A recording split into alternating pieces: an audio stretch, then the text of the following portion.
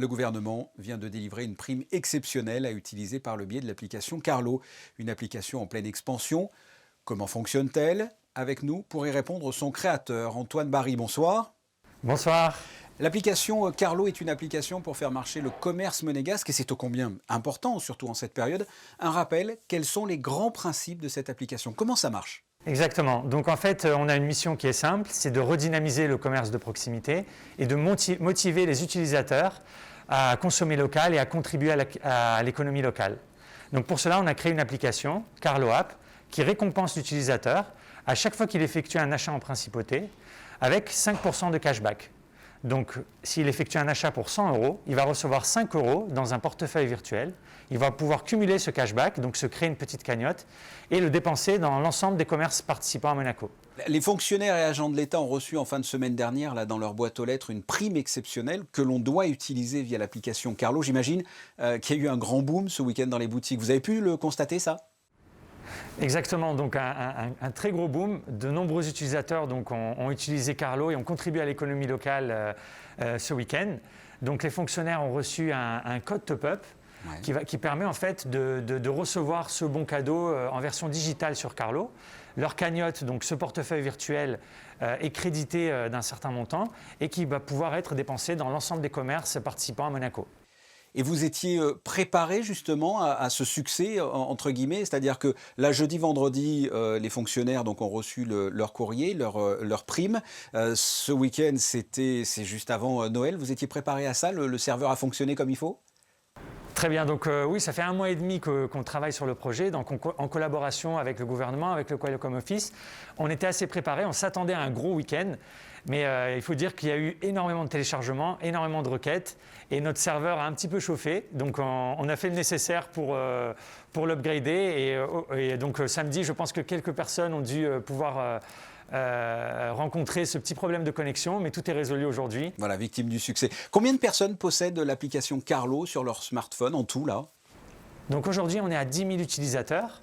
Et ils étaient combien avant ce week-end? Avant ce week-end, on tournait autour de pratiquement 7 000, 6 500. Est-ce que vous attendiez à une telle réussite quand vous avez proposé cette application il y a quelques mois, il y a pas mal de temps maintenant? Vous attendiez à ce que ça fonctionne autant? Donc c'est depuis maintenant 1 an et demi, donc depuis l'été 2019 qu'on est lancé. Et bien sûr que notre objectif, c'était que ça soit un succès, que l'on puisse vraiment motiver l'ensemble de la population à acheter local, à trouver une motivation et à les récompenser pour leur contribution à l'économie locale. L'objectif, c'est de créer un système vertueux sur le long terme et pourquoi pas répliquer Carlo dans d'autres villes, toujours à circuit fermé, et pouvoir exporter cette idée qui a fonctionné à Monaco dans d'autres villes européennes. Au niveau des commerçants, ça a dû faire boule de neige. Là, j'imagine que maintenant, de plus en plus de commerçants veulent faire partie de Carlo. On compte aujourd'hui à peu près 130 commerçants aujourd'hui qui sont sur l'application. On en rajoute chaque jour.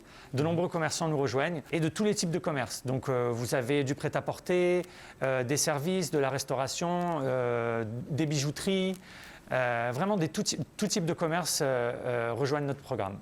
Nous sommes allés justement à la rencontre de certains commerçants pour avoir leur point de vue et savoir ce qu'ils pensent de cette application. On les écoute, ils sont au micro de Juliette Rappert et on se retrouve, si vous le voulez bien, juste après.